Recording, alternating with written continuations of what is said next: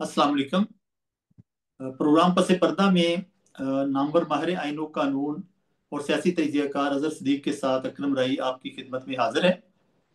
आज हम तजिया लेंगे मोहतरम अजहर सदीक साहब का कि जस्टिस तारक जहांगीरी के खिलाफ जो डिग्री के हवाले से केस बनाया गया, वो उसके ऊपर ये ना नोटिस जारी कर दिया है समाअत के लिए इस्लामाबाद हाई कोर्ट ने।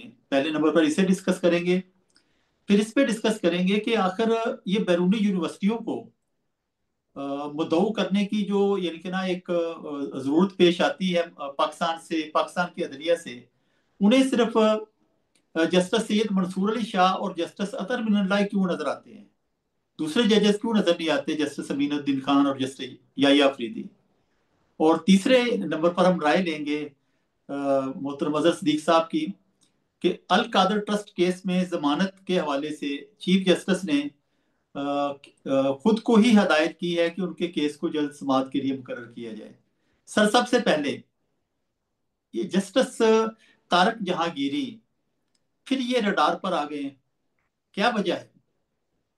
बहुत शुक्रिया। चौधरी साहब, एक बात समझिएगा।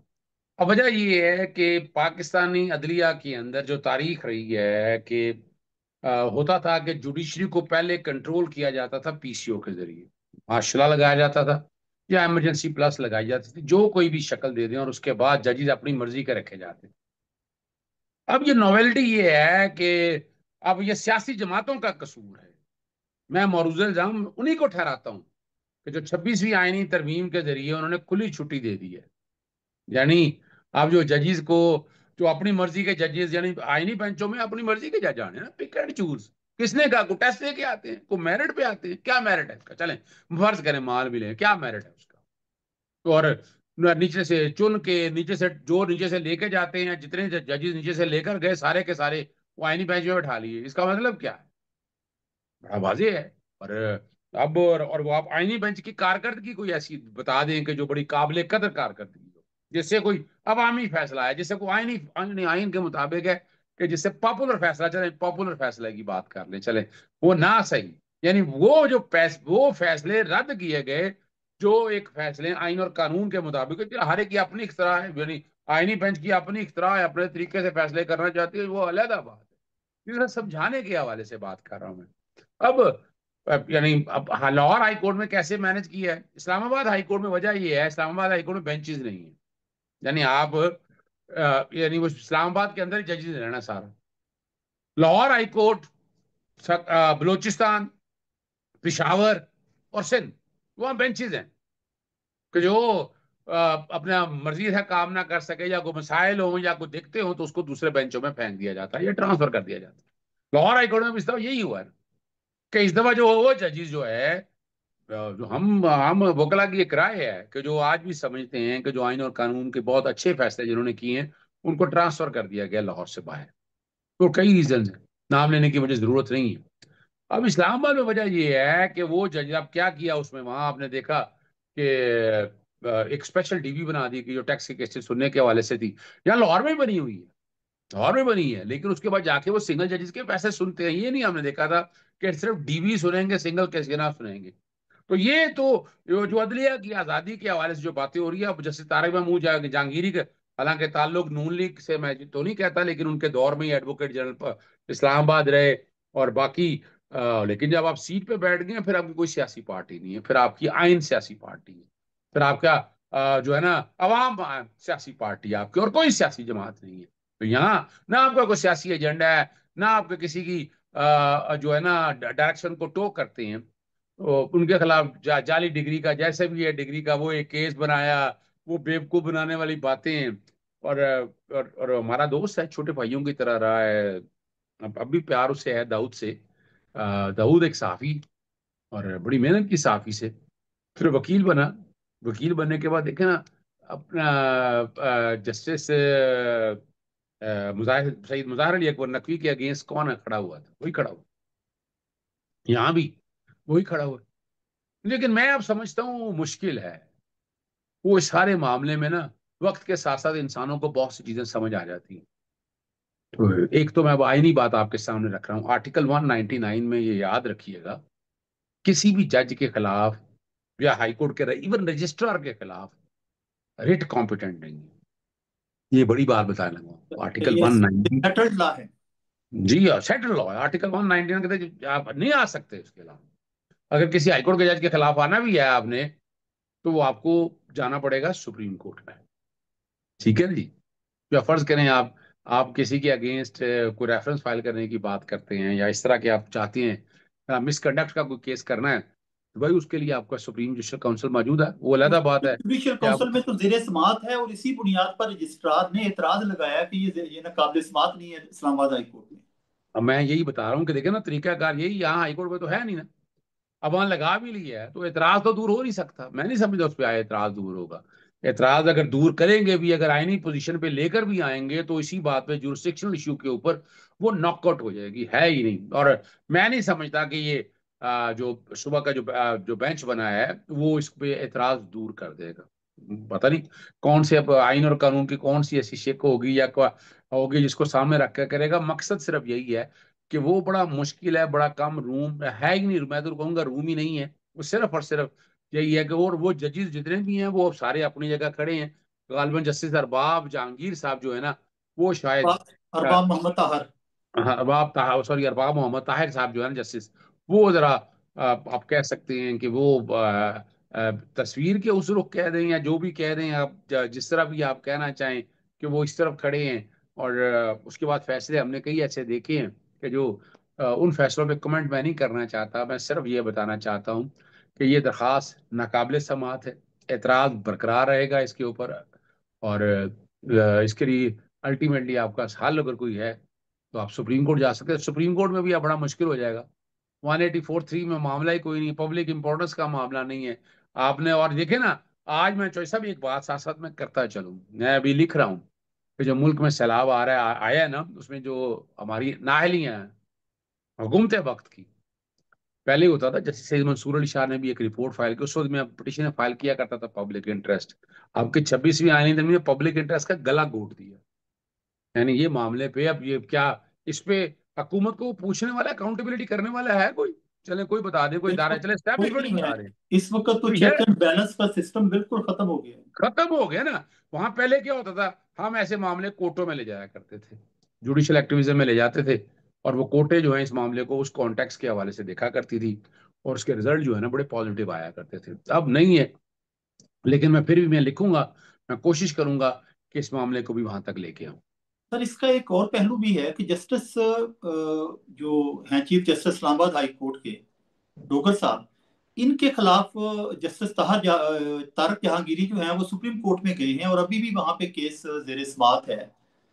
तो क्या ये अखलाकी तौर पर बनता था कि ये आज जो केस का इन्होंने फैसला किया कि इनको ये समाअत के लिए मुकर्रर किया जाए, इनके खिलाफ ही वो एक वो ये ना पिटिशनर हैं, और यही मुकर्रर कर रहे हैं केस, और अब ये बेंच में भी ये खुद आ जाएंगे, तो इसकी अखलाकी हैसियत क्या रहेगी?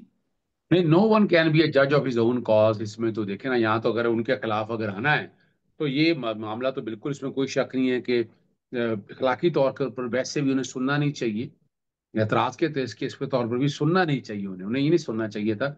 अगर उनके पास मुकर्रर हो भी गया है, मेरा जहाँ तक ख्याल है ये केस उसे बस हटाना क्या है, वैसे एतराज बरकरार रखना है। वो एतराज बरकरार भी रख सकते हैं कि चूंकि बनता नहीं है। अगर वो इस पे एतराज दूर करती हैं, तो ये वाला बड़ा अहम सवाल आता है कि वो मामला अभी उसका नजरसानी पेंडिंग पड़ी है, उस फैसले की सीनियोरिटी के हवाले से। फिर अब sorry, intra court appeal pending पड़ी है, नजरसानी पेंडिंग पड़ी, जो भी कोई पेंडिंग पड़ा है वहां पर पेंडिंग तो पड़ी हुई है। जी, और पेंडिंग है। वो डायरेक्ट यानी अफेक्ट ही तो हैं, तो इसलिए ये पॉइंट उठेगा, और किसी स्टेज पे भी उठ सकता है पॉइंट यार। सर, ये जो अगर अदालतें जो हैं मोरालिटी को, इखलाकियात की बुनियाद को बीच में से हटा देंगी, तो आप समझते हैं कि मुआशरे के अंदर जजेस की जो अहमियत है, जो एहतराम है, कि ना हमारी आखिरी पनाहगाह ये जजेस हैं, अदालतें हैं, तो उनकी वजह से वो जो रिस्पेक्ट अर्न करते हैं उसमें फर्क आया है? और दूसरा, क्या ये जो ये ना एक बात डिस्कस हो रही है कि ये अदलिया के जजेस की परसेप्शन में फर्क आया है, तो इस किस्म का रजिस्ट्रार को नोटिफिकेशन जारी करना पड़ा है कि उनकी बेवाओं की साथ भी तीन तीन पुलिस एहलकार हिफाजत के लिए मुतय्यन किए जाएं, कि ये किस माइंडसेट की अक्कासी कर रहे हैं? क्या खदशात हैं सुप्रीम कोर्ट के चीफ जस्टिस को कि ये बेवाओं की हिफाजत के लिए भी तीन तीन पुलिस एहलकार तैनात कर रहे हैं। क्या इसका कोई ताल्लुक बनता है जो नेपाल में वजीर आजम की अहलिया को जला दिया गया? देखिए देखिए डर और खौफ तो है ना। मुझे ये बताएं, एक आदमी ईमानदार हो, उसे क्या जरूरत पड़ी है? सही यानी बात। और क्या क्या जरूरत है, यानी इसका मकसद क्या है? इसका मतलब है आपको डर और खौफ है ना, यानी ये इस बात का सबूत है कि आप आईनी और कानूनी बातें जो है वो पूरी नहीं कर सके ना।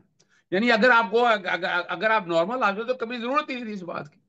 यानी ये एक परसेप्शन तो एक बात बनेगा ना कि सही आप जब बात ये है। कर रहे हैं तो इसका मतलब है कि आपको है कि कल अगर अवाम या बाहर निकली तो कल इनके घरों तक आएगी। तो देखो तो अब अवाम को तो रोका नहीं जा सकता ना, अवाम को कैसे आप रोक सकते हैं? तो अगर अगर फर्ज करें 3 भी हो, 30 भी हो, 50 भी हो, 100 भी हो, जब अवाम निकलती है, अवाम ने हाँ, तो निकलती है फिर फिर तो कुछ नहीं होता। फिर ये पुलिस शुलिस कोई नहीं है, कोई ये नहीं सब जा भाग जाते सकता। हैं। हाँ जी। अभी भी वो अभी भी वो हसन अयूब ने कहा था ना कि यहाँ पता नहीं 2.5 लाख पुलिस वाले हैं पंजाब के हाँ। अंदर। हाँ जी। और हमने, अगर आपको याद होगा, तो मैंने एक बात कही थी कि यहाँ सिर्फ खाली पुलिस नहीं रह गई, यहाँ सीसीडी बना दी, यहाँ एंटी नार्कोटिक फोर्स बना दी, यहाँ वो एंटी राइट फोर्स एक बना दी, एक पीरा बना दी, यानी पंजाब एनफोर्समेंट रेगुलेटरी अथॉरिटी। यानी वो इससे पुलिस का ही काम ले रही है ना कि मुख्तलिफ तर्ज की ये तादाद बढ़ाई इसलिए थे कि कल खुदा ना खासा ऐसी कोई बात हो तो उसको रोक सके। भाई जब अवाम का सैलाब आएगा, जब समंदर होगा, अब देखे ना, मुझे सब सिंपल सी बात बता दें, थोड़ा सा यहाँ पानी आ जाए, आप बंद भी बांध लें, पानी का जोर तोड़ सकें आप? जलजला आ हाँ, जाए, जलजला आ जाए, वो आप जब तोड़ सकेंगे? जब वो पानी टूटता है वो अपने बंद फाड़ कर, तो आगे आगे पुलिस भी भाग रही होती है, अवाम भी भाग रही होती है, उस इलाके के वकील भी भाग रही होती है। तो सर ये ना, वो तो फिर ये ना कंट्रोल नहीं होता सैलाब। नहीं नहीं, ये हकीकत है। हाँ तो जी। ऐसा बात तो कि बड़ी, देखिए अब जब ऐसे हालात आने हैं, ऐसे हालात जब आते हैं तो फिर मुश्किल है ना, आप जो मर्जी आप कर लें। आप देखें ना, वो एक तालिबान उठा था ना नेपाल में, लेकिन क्या था? कोई कौम एक। सोच सकती थी कि हाँ जी। ये इतने दिनों में ये फैसला हो जाएगा? ये तो यहाँ आप जितना मर्जी दबा के रख लें, जितना भी दबाएंगे, action and reaction are equal but opposite direction, Newton third law बड़ा वाजे है कि यहाँ आप दबाएंगे, जब तक दबाते रहेंगे दबता रहेगा। कितनी देर दबाएंगे? और आपको जिस दिन वो हल्का सा भी चिंगारी लगी तो वो मुश्किल है कंट्रोल करना उसको, फिर आप आपको समझ ही नहीं आएगा क्या कुछ हो गया। वो फिर मैं शोर में ये देखे, हमने तो देखे मामला, देखे ना लॉयड मूवमेंट में, हमने देखे हैं। मैंने आपको पहले भी बताया था, शेर अफगन को जब लोग आए थे मारने के लिए, कितनी मुश्किल से निकाला था, मैं वो पूरी कहानी आपके सामने बयान कर चुका हूँ। तो अगर ऐसा ऐसा वाकया हुआ तो जनाब बड़ा मुश्किल है चौधरी साहब। अल्लाह ताला पाकिस्तान को और अहले आमीन। पाकिस्तान को ऐसे हालात से बचाए। लेकिन हालात के जो तेवर हैं वो कुछ खतरनाक नजर आ रहे हैं। अल्लाह ताला यानी कि ना ऐसे असबाब पैदा होने से पहले ही पाकिस्तान में मामलात को दुरुस्त फरमा दे। सर, ये अगला एक मामला है सर। हम आप अदलिया की तस्दीक करें, उनकी उनको डिसरिस्पेक्ट करें, मिलाइन करें, तो हमारे ऊपर तौहीन अदालत का ये ना केस हो जाता है। अगर ये कोई बैरूनी यूनिवर्सिटी ये ना हमारे चीफ जस्टिस याहिया अफरीदी और आईनी बेंच के सरबरा मीनुद्दीन को डिग्रेड करे कि उन्हें बुलाए ही ना, जो वहाँ की तकरीबात है वहाँ पे आईनी कानूनी मामलात पे इजहार ख्याल करने के लिए, और चीफ जो सैयद मंसूर अली शाह और अतर बिन को बार बार बुलाएं, तो क्या ये ना वो छेड़ रहे हैं इसको, हमारे चीफ जस्टिस को और आईनी बेंच के सरबराह को? ये उनकी दिल आजारी अच्छा का बायस नहीं बन रहा? अच्छा चौधरी साहब देखिए, अगर पिछले दिनों भी हमारे एक दोस्त हैं, भाई भाइयों की तरह हैं, बस सुप्रीम कोर्ट के जज हैं इस वक्त, जैसे शायद बिलाल हसन, वो गए थे वहाँ। उनको उनको किसी ने सेमिनार वगैरह पे कोई नहीं बुलाया। वो तो किसी अपने गालबन कुछ सेरेमनी थी बच्चों की, उसके हवाले से वहाँ जाना बेटी हुआ की था। ग्रेजुएशन थी उनकी। वो इस हवाले से वहाँ जाना हुआ था। बाकी वहां पर जो है ना इस तरह के सेमिनार वगैरह पे वो बहुत ऐसे जजों को बुलाते हैं कि जो, और पता है उनको सबको पता है।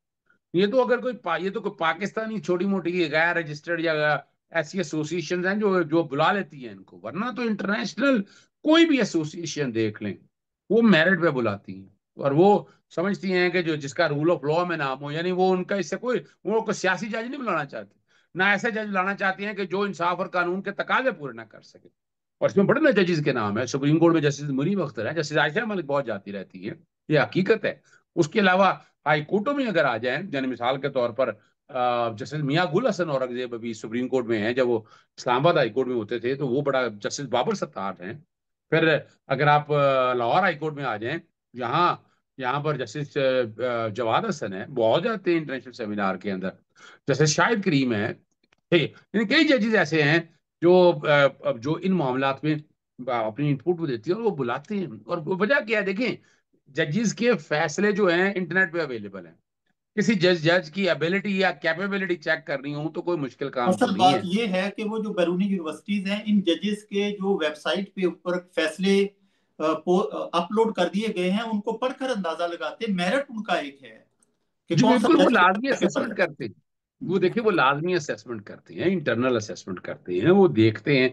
क्योंकि उन्होंने देखे ना, अपनी ऑडियंस जो वहाँ बाहर बैठी है उनको मुतमिन भी करना है ना, कि अगर चलें फर्ज करें मैं ही चला जाऊं तो मैं बोल ना सकूं, मुझे उस टॉपिक की अबूर ही ना हो, तो वो तो बेइज्जती वाली बात होती है ना, मुल्क की भी बेइज्जती होती है इस हवाले से।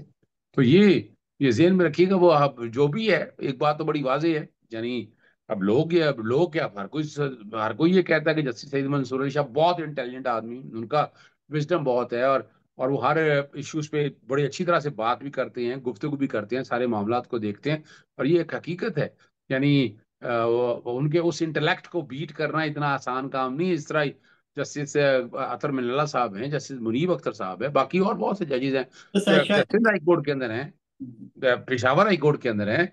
इसी तरह आप देखें ना, यानी इस मुल्क में अगर इस वक्त जो हैं तमाम चीफ जस्टिस ले लें, तमाम हाँ चीफ जी। जस्टिस ले लें, तो कितने के हैं जो चीफ जस्टिस को बाहर से दावत आ रही है।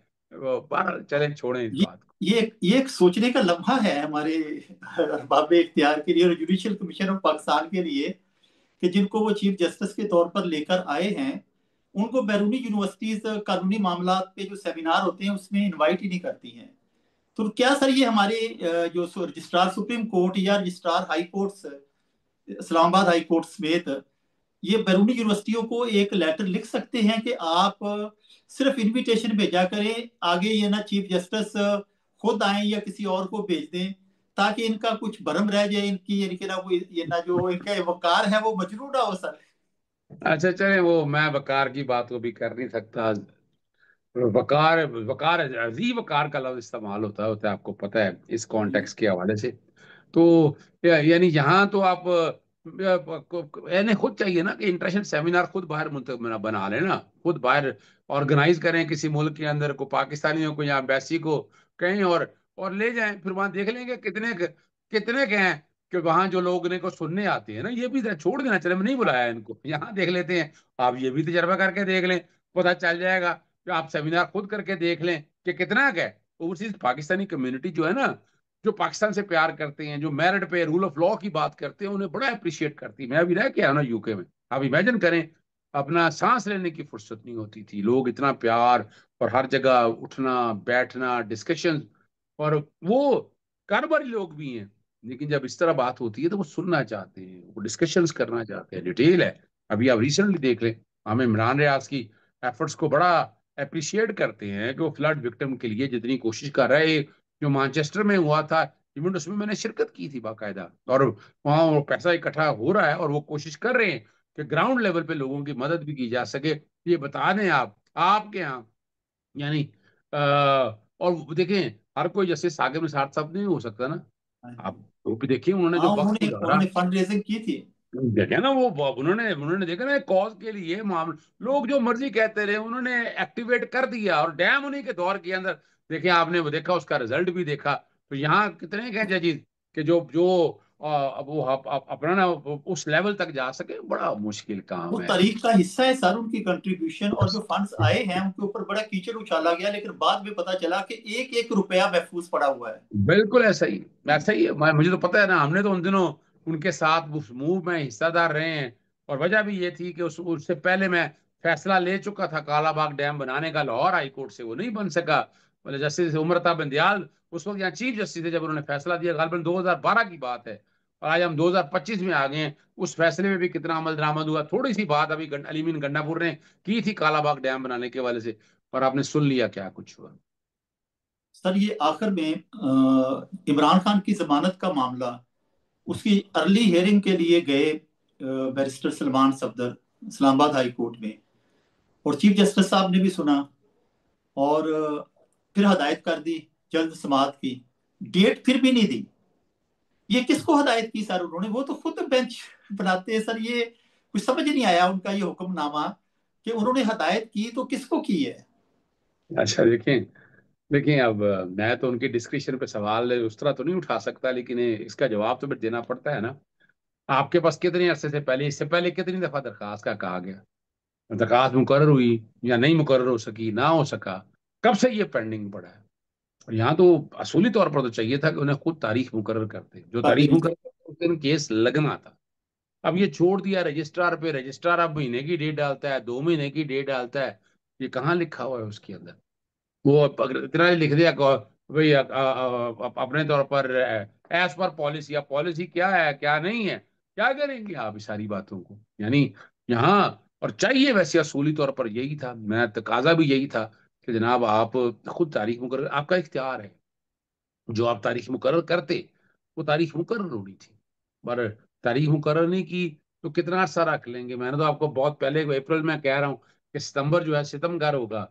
आपने 9 मई की जमानतें होगी इमरान खान साहब की, अब यही रह गई है ना, या छोटी मोटी वो जमानतें, वो अब 26 अक्टूबर वाली या बाकी, वो भी कौन सी लंबी बातें हैं, वो तो हो ही जानी है। और बुशरा बीबी साहब बासियत औरत के हवाले से तो उनकी जमानत तो पक्की है ना, यानी ये कहकर, और इमरान खान साहब की मेरिट पे मैं जमानत समझता हूँ, लेकिन वो डेट नहीं मुकर्रर करने की। ये अब मैंने आपको सामने ये भी कहा था कि यहाँ बाकायदा धरना होना चाहिए। आज पाकिस्तान तहरीक इंसाफ के कई लोग पहुंचे, लेकिन तादाद उतनी नहीं पहुंची इस्लामाबाद हाईकोर्ट जितनी तादाद पहुंचनी चाहिए थी। वो जब वहां पर खड़े होंगे, जब बाहर एहतजाज कर रहे होंगे, कुछ स्लोगन लग रहे होंगे, तो उसका इम्पैक्ट तो आपको कहीं ना कहीं मिलेगा जी। बिल्कुल उसका इम्पैक्ट नजर आएगा अगर वो बाहर होंगे। सर ये आखिरी आपका कमेंट्स इसके ऊपर, मुख्तसर सा प्रोग्राम हमारा आज थोड़ा सा लंबा हो गया, कि बड़ा ये ना शोर सुनते थे कि पॉलिटिकल इंजीनियरिंग हो रही है। ये जब ये इमरान खान वजीर आजम थे तो इस बुनियाद पर बहुत से केसेस में बड़े नून लीग के रहनुमाओं को, पीपल्स पार्टी के रहनुमाओं को रिलीफ मिला, और उसमें लिखे गए लफ्ज ये जस्टिस बाकर ने भी लिखा और जजेस ने भी, कि ये पॉलिटिकल इंजीनियरिंग का विक्टिम है। अब जो कुछ हो रहा है, क्या इसको जुडिशियल इंजीनियरिंग कहा जा सकता है सर? देखिए, सियासी इंजीनियरिंग या पॉलिटिकल इंजीनियरिंग जो लोग करते थे, वो जाके सीटों पे बैठ के, जो कहा गया कि जस्टिस बाकर साहब जो हैं हाँ, ये वो वो जाके गवर्नर सिंध बन गए। निगारा देखा ना, निगरान जाकर बन गए ना वहाँ। और वो जो कह रहे हो, फिर जो कुछ होता रहा उसमें खामोशी, खामोशी इख्तियार की। ये जो बातें सियासी, जो ये जो अंदर बैठे हुए थे, ये कहा करते थे पॉलिटिकल इंजीनियरिंग, आज क्या नहीं हो रहा? अगर आपने गिरबान में झांक कर देखे, कस्में खा कर देखी अपने वालदेन इफ्तिखार को। चौधरी भी खामोश है, एक लफ्ज नहीं बोला उन्होंने मौजूदा सूरत हाल नहीं, पर वो छब्बीस इफ्तिखार रजिस्ट्री। चौधरी ने क्यों खामोश होने? इफ्तिखार चौधरी वजह है उसी के मंशा के मुताबिक ये काम हो रहा है, जिस एजेंडे पे वो आ रहे थे। ये जो सारा जो कुछ हो रहा है, ये उसी एजेंडे पे चीजें चल रही हैं, और इसीलिए नताज आपको वो नहीं मिल पा रहे। और वो जिस तरह से भी है आज, इफ्तिखार चौधरी जजेस जो लगा कर गए, जस्टिस काजी फाइज, सभी उन्हीं की पैदावार थे, बहुत से जजेस उन्हीं की पैदावार बिल्कुल थे ऐसे ही। कि जो उन्होंने लगाए थे, तो इसलिए वो उनके शर्मिंदा ही नहीं है इसलिए। उनके ही चुनिंदा हीरे हैं ये काजी फायद ईसा और बहुत से दीगर जजेस, जो आज 26वीं आईनी तरमीम को प्रोटेक्ट कर रहे हैं और उसकी वकालत कर रहे हैं। इन्हीं अल्फाज के साथ मैं इजाज़त चाहूँगा अपने नाजरीन से। इंशाअल्लाह ताला कल मैं और नामवर माहिर आईन कानून सियासी तजियाकार अजहर सदीक आपकी खिदमत में नए मौजूआत के साथ दोबारा हाजिर होंगे। इजाज़त दीजिए। अल्लाह हाफिज़।